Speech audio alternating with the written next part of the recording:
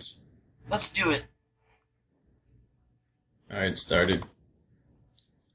In a world. I have to, I'm sorry. Yeah, that'd be cool.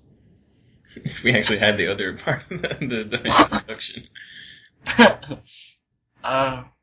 So here, I've got some notes, that I've revisited. These are, ideas and principles that I've learned years ago, but like there's a difference between like learning, knowing, and understanding a thing.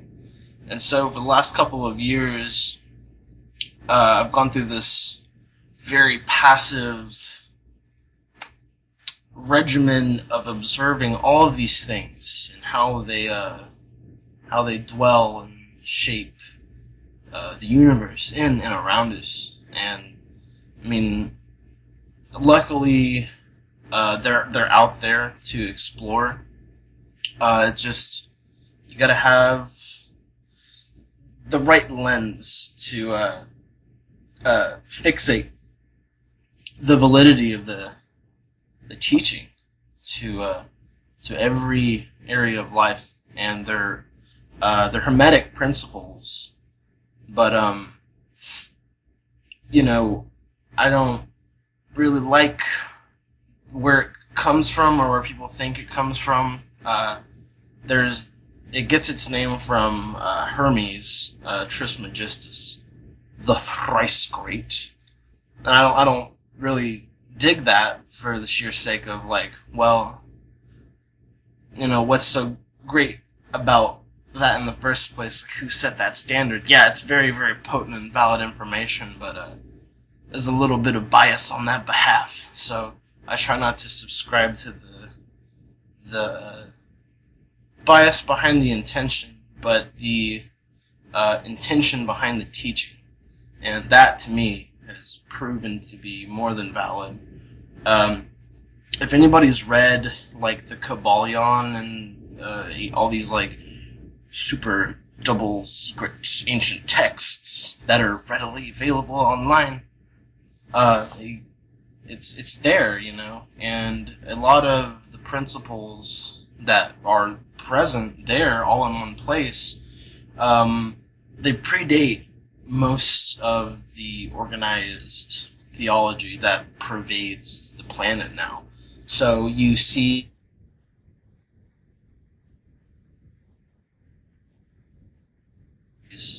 or you see a religion. Repeat that last part.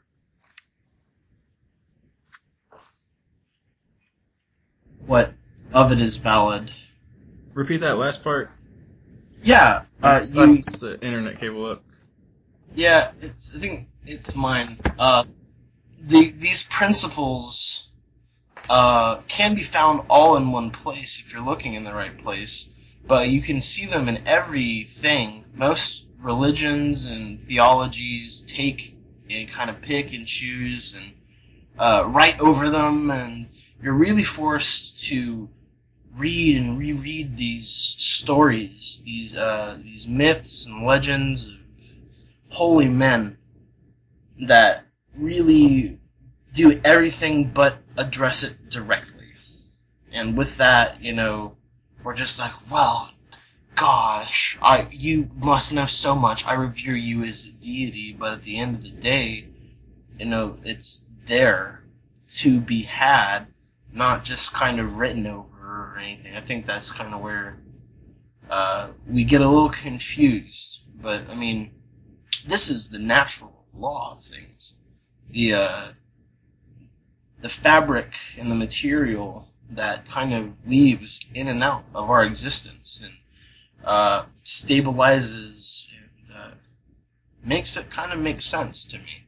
And like I said, I learned this a long time ago, but I didn't understand it.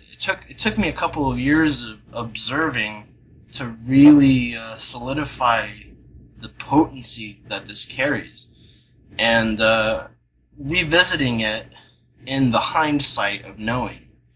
It's like, great, I can write these things down very simply, and I don't feel like there's a person I can't explain this to. So, the time well spent there. I think it's very basic, but at the same time all-encompassing. So, if you'd like, I'd like to go over them. And I'd love to hear what you have to, yes, feedback. That's always very good. It's always very fruitful conversation when, two self-similar comprehensions are in play. So, like I said, some of it is like, oh, well, yes, of course, that only makes sense. But together, it's so simple. So, these are the Hermetic principles by, the universe, by Spencer. So the first natural law there is, it's kind of just that first defining step is the law of mentalism, being that everything is in the mind. It's fractured through a mental state. It doesn't matter, like, if I'm eating an orange or slaying a lamb. It all processes through the mind, through this electrical storm happening, playing out my brains. The thought is what always forms first, and then physicality follows. So, something, it's only as solid as you're gonna perceive it. It doesn't mean, like, I can just put my hand through a fucking wall or something. But it does mean recognizing, and by the recognition, it's in our mind. That being said, our thoughts create our existence. Truly.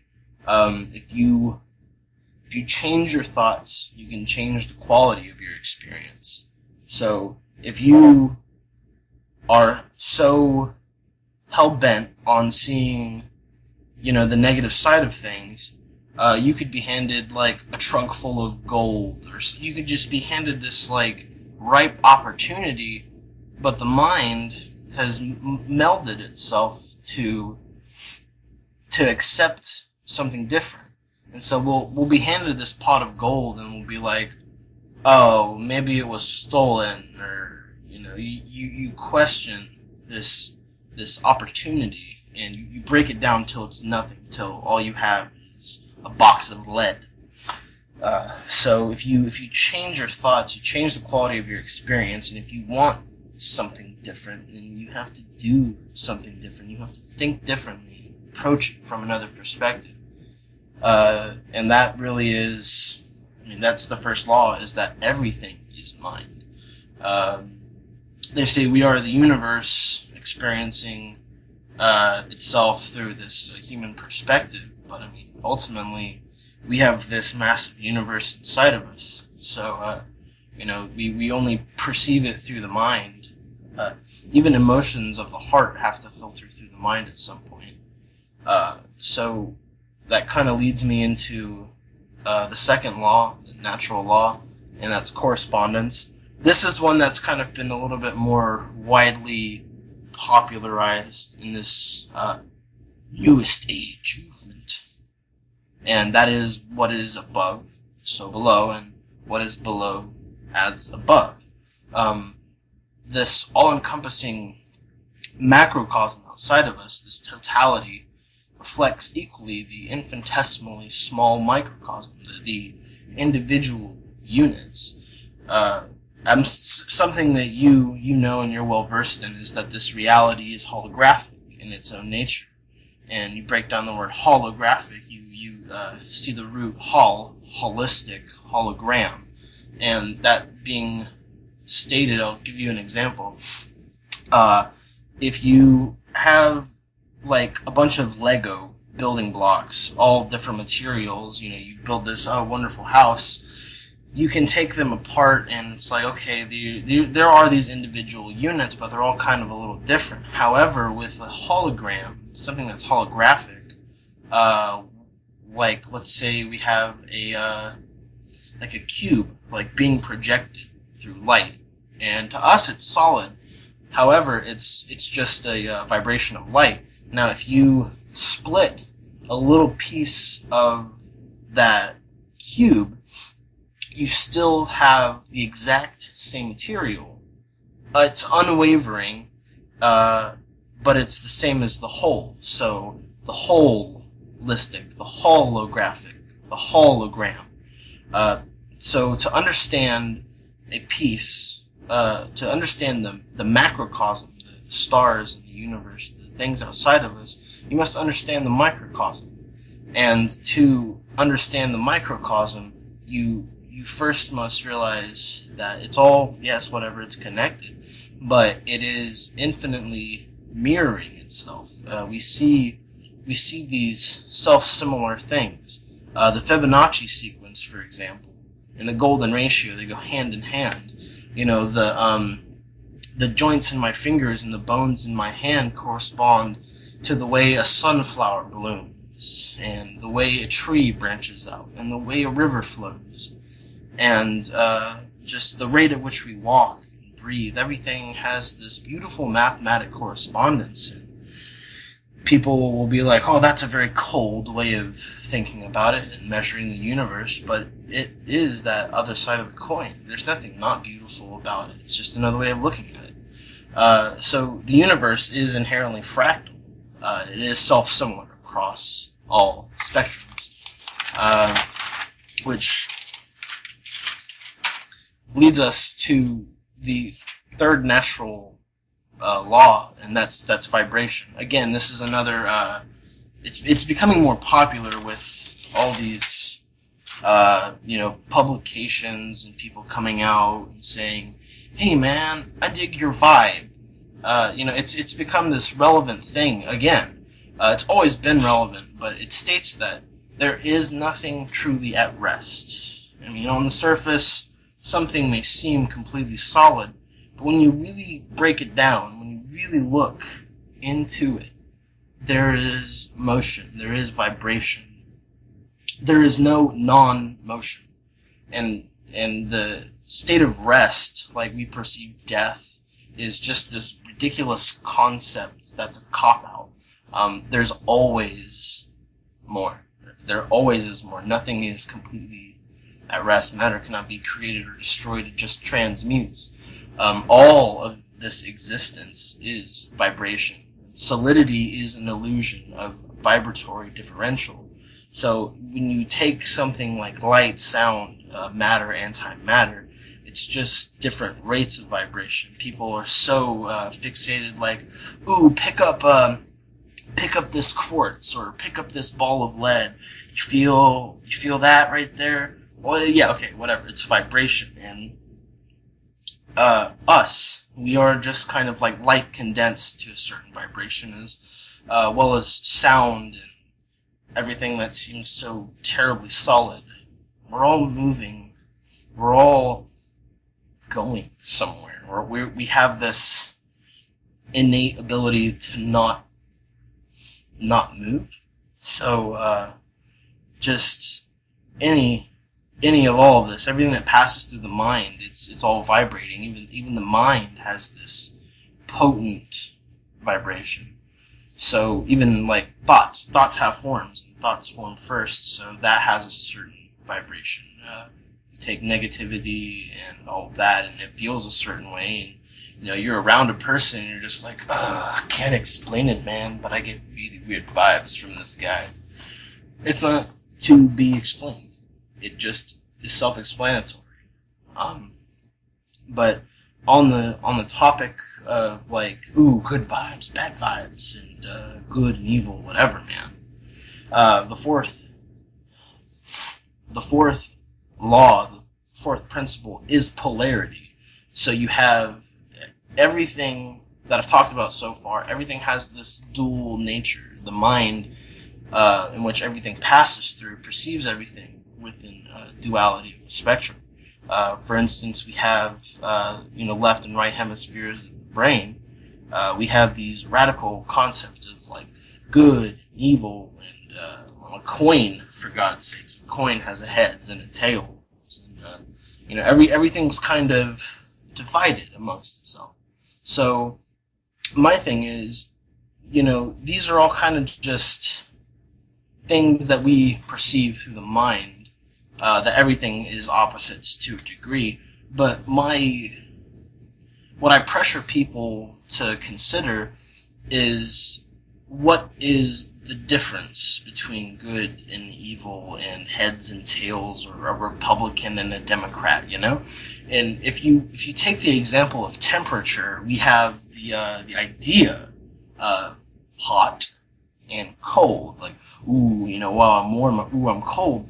But can you point to me on a thermometer with a pen, or mark a line and say, this is the defining moment at which hot becomes cold? I'll draw the line at 60 degrees, but somebody comes along and is like, well, bro, I'm from Minnesota and you're out of your mind. So it's all different perspectives of polarity. But like, you have heat, and then you have the absence of heat. It's not hot and cold. It's one thing, and it's the presence of one thing, and then the lack of presence. So it's this long spectrum. So everything is identical in nature, but different in degree. So I like saying this because it's true. All conflicting differentials have, at some level, they have this ability to be reconciled. And yes, that includes a paradox. This thing that so self-damning and like really messes with our heads. But that's just, it's beautiful. Like, you can reconcile a paradox on some level. Everything can be reconciled. So for example, the unified field theory. That's a little bit out there of a concept, but so is a freaking paradox. I don't know if I'm allowed to swear. So a paradox is so out there, but so is the unified field theory, saying that all things are one thing, and that everything is a part of one whole organism. So even a paradox at that level can be reconciled.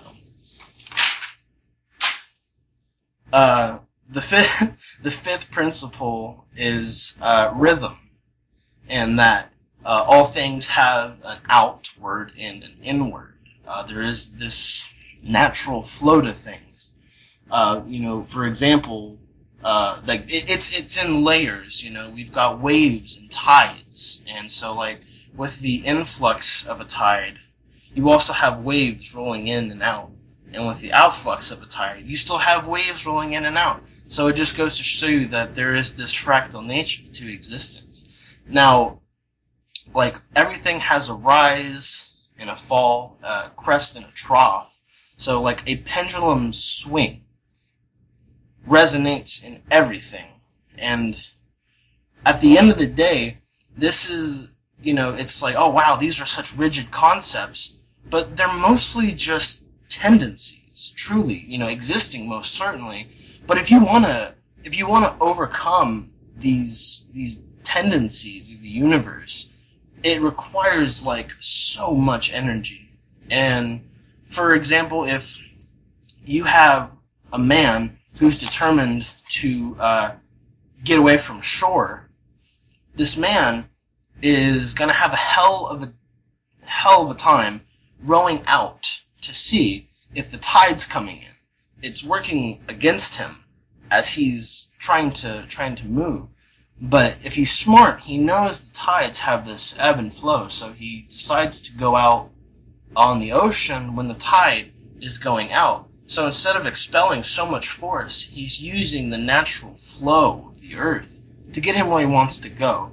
And like I said, it can be overcome. It just requires a hell of a lot of energy, attention to these things. If you wanted to go with the tide, you can do that. That's the smart thing to do. It's the easy route. But if you were hell bent on breaking this rule, you can do it. You're going to be tired after rowing, and on the proverbial waves coming in. So that being said, with me saying, they're just tendencies that can be overcome, there is this underlying cause and effect which is the sixth principle, cause and effect. Every cause has an effect, and every effect has a cause. So if you're going to row out to sea with the tide coming in, the result of that is that you're going to be exhausted, and you're not going to get as far as you want to go. But if you use the tide, you're going to get a lot farther on a lot less energy. So everything has a cause and effect, and that truly is one of the most rigid things that I've talked about so far. And that's because it's the law of things. Chance, as we know it, this randomness of life, is only a name given to a law that's not been recognized yet. So there are like so many planes of causation, in lighting a fire, cause and effect, or voting for president, cause and effect. Everything has its just result. So this is like one of the most basic laws, and yes, there is free will. Most certainly there is free will. We really can do anything we want. We can row out to sea with the tide coming in. But with cause and effect, if you break one of these natural laws, which is very possible, there's free will, yes, but none that can ignore the law without consequence. So, yeah, like I said, you can break a natural law, but not without suffering some sort of some repercussion. And some people think, karma can be instant or karma takes too long. It depends on what's like set up in karma's way, if we are to understand this. And this kind of delves into the fact that, cause and effect, yeah, karma, we see that in tons of theologies and stuff, but it's never like properly defined. Everybody tries to work their way around it, but there really is no escaping this very, very basic A, B, you do A, B happens. Because of B, another A has to come about, and it just forever and ever, amen.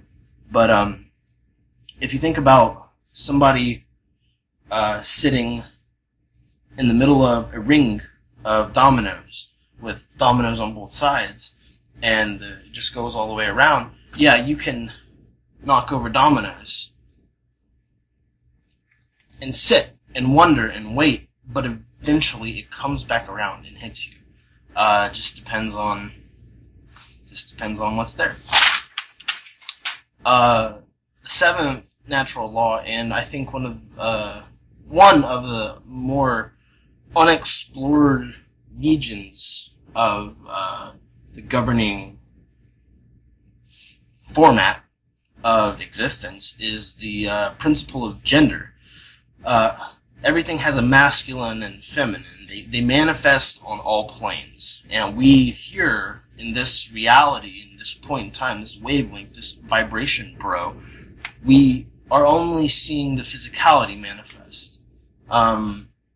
It manifests on this plane, everybody has their corresponding physical gender. Everybody's born with certain bits, as it were.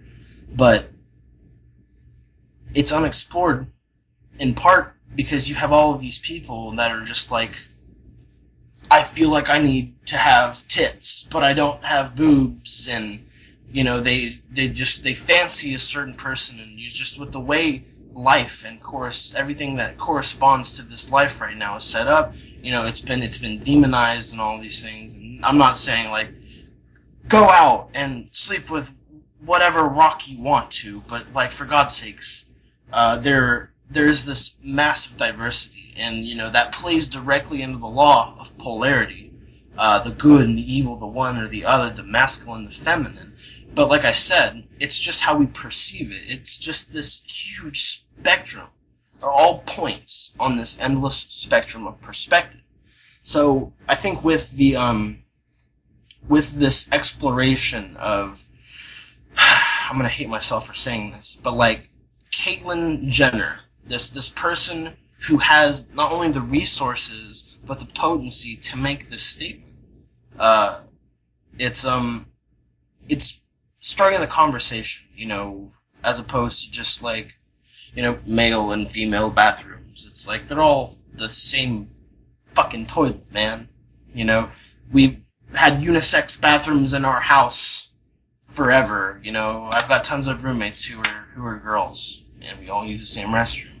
So there's this weird block set in the way right now that we see. It's one thing or the other thing, and I think with that in play, we're coming to realize maybe not so rigid, bro. Chill. So gender manifests on this plane as the genitalia, but masculinity, this potent this set of being, it's logical, it's analytical, and there's all these linear thoughts. So a masculine thought is point A, point B, straight line, and get to point A. Quickest way to get from point A to point B is a straight line. Now that's very, very left brain. That's the male side of the brain, the logical side. The one that equates all of these equations and makes all of this world try and make sense, tries to bend it. And I think we've just really forced the bending. So it's a little rough right now. But the feminine on the opposite side of the coin is that creativity, the compassion, and the holistic thoughts. It really is a holistic world, and so we are just struggling with masculinity in a feminine world. We all come from feminine energy. That's where we come from. But we've kind of had all the stuff set up. And like I said, it's one of the least explored principles, I think. Before I get to the last one, I want to explain that, the 7 principles, they can be found in a lot of books, but there is this force behind all of it. Some people would say, oh, it's God, or something else. We've always struggled with it. We don't know what the hell to call it. And if you think of the principles as pillars in a room, okay, the fabric of existence is what it's all holding up and defining and securing. But pillars don't float. There has to be foundation to this thing. We've lost sight of the ground that we tread. And, because of that, you ask any man, woman, or child, what comes first? What comes first in your life? And most people will say, God comes first, or my family comes first, or, I have to work, or just something along those lines. But a principle is the first thing. Number one, man. And people have been living without principle for the longest time. People will pick and choose their different principles from theologies all around the planet and say, hey, I've got a pretty good grasp on this. But until that truly is placed first, we're just kind of digging underground looking for treasure when it is, in fact, the ground we stand on now. And so we call the 8th principle the lost principle. And it's not so much lost as it has been forgotten or overlooked. And we, as a species, I think, right now is the crucial time to, pick this up and really adhere to this thing, the foundation first. I save it for last because I think it's probably the most important thing. And some people would say, love defines all this stuff, and, we've really bastardized that term, man. And so, it's care that makes this make sense. Not compassion, because compassion is just the mind and the heart going, hey, this thing has to resonate somehow. But care, truly care, caring, the act of doing, the process of what it takes to do something. If you want to take action, you first have to feel it. in your heart. It starts in the heart. The heart is the first thing that forms when our cells are dividing. It's the very first chamber. The first thing that's detectable when a child is conceived is the heartbeat. That's the first thing they look for. And so the heart being the first thing, that's where it starts. We have to feel something. But it can't just like sit there, because then, that's passion, that's anger, and that's just a feeling. That's just something festering in your chest, in your soul even. But after that, like, you have to think about it. You gotta think about what you're feeling. And if we can't truly define it, we're stuck there, but between our head and our heart, and that's compassion. That's the being trapped between the head and the heart. And it's not a bad thing. For God's sakes, if your gears are turning, just keep them turning. But then, like, from your heart, you have to feel, and then it has to go to your head. Because if you don't think about what you're feeling, then you just kind of lash out and lust in a certain direction, whether it's learning or loving. If there's no direction, then there is no way. So after that, you have to know enough to act on something. You have to feel enough, to think enough, to act enough.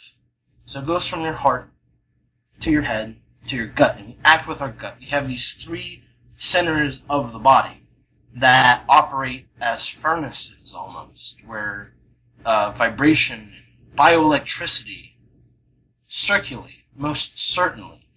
And so if you're stuck feeling something, not thinking about it, you'll never be able to act. And if you're just acting blindly, then you're never going to feel what it is you're doing, especially if you're not thinking about it.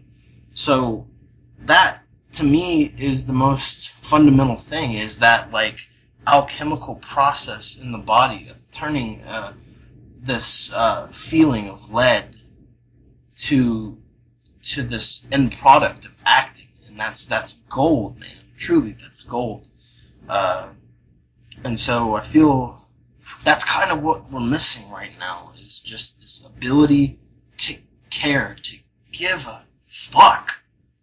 And, I mean, there are so many things. There's this mass amount of masculine energy that's kind of dammed up the flow, and we're not seeing that natural pattern occur. But, I mean, it's happening, but it's happening slower. We're on this downward slope. So if we could just recognize that, yes, there's this flow to life, then we can ride the wave.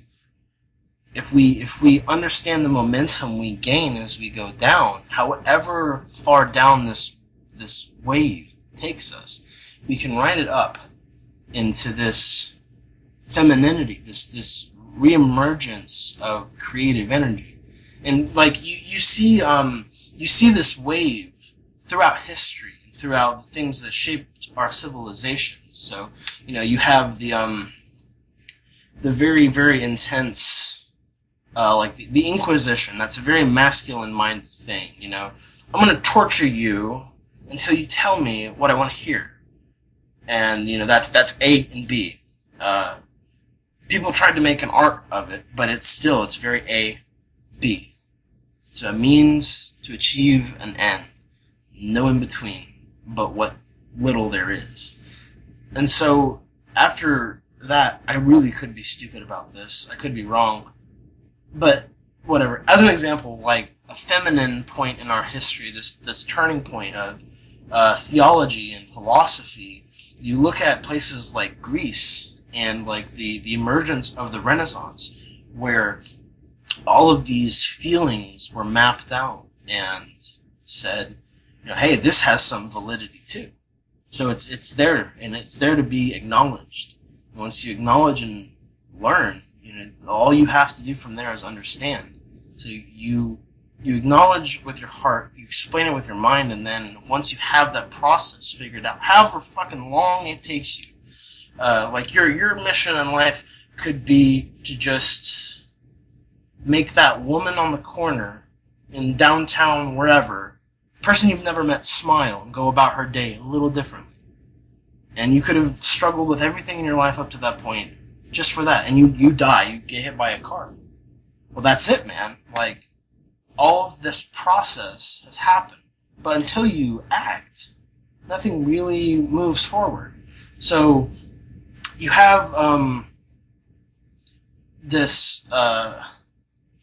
you see these three things kind of manifest in people, and some people kind of get stuck there. You've got, like, people like,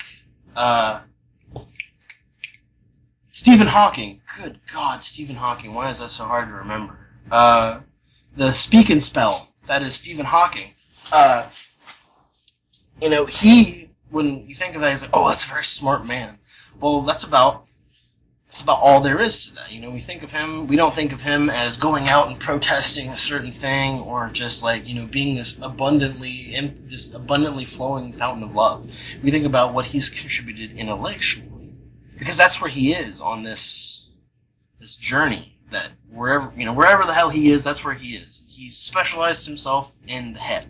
You have people that just, feel so much. And that's kind of where a lot of people are right now. Where we all feel that something's kind of wrong, but there's a lot happening and we can't quite wrap our heads around it. So we're stuck in this, like, oh, God, give me some freaking antidepressants, because this is all so terrible. So, like, Gandhi, I'm giving, like, really crude examples. If you can think of any other ones, like, please share. But, like, Gandhi was, like, very heart-centered. And, everybody has, like, something wrong with them. But, everybody is, like, perfect to their own degree. Everybody has their own field of expertise to bring to the table. But, like, Gandhi was, like, really heart-centered. That's where everybody kind of knows him from, is his, the way he made people feel and think about things. So, trying to think of who, like, would just be, okay, so, like, somebody who just kind of comes from their gut would be, like, Donald Trump. Somebody who just, like, opens their mouth and it's like, and this dude's about to be the president, there's a chance, I'm not saying anything, but, he's just action, let's build a wall, let's do this thing, and, whatever, it resonates with people. It's because people are stuck in their gut, just acting, without really feeling or thinking. There are hints of it in all things, but, everybody kind of has their own way of going about things. And the process of going from your heart to your head to your gut, it's this perfect organic way of going about this existence. At least from where I'm coming from. I really don't claim or pretend to be an authority on anything. I just know that, like, everybody has something to bring to the table. Whether it's the equivalent of peas, carrots, the table, or like a whole roast or a fork. Everything is kind of essential to enjoying a proper meal. And, I think it's about time we ate our fucking peas, man. There it is, I said my piece. Well,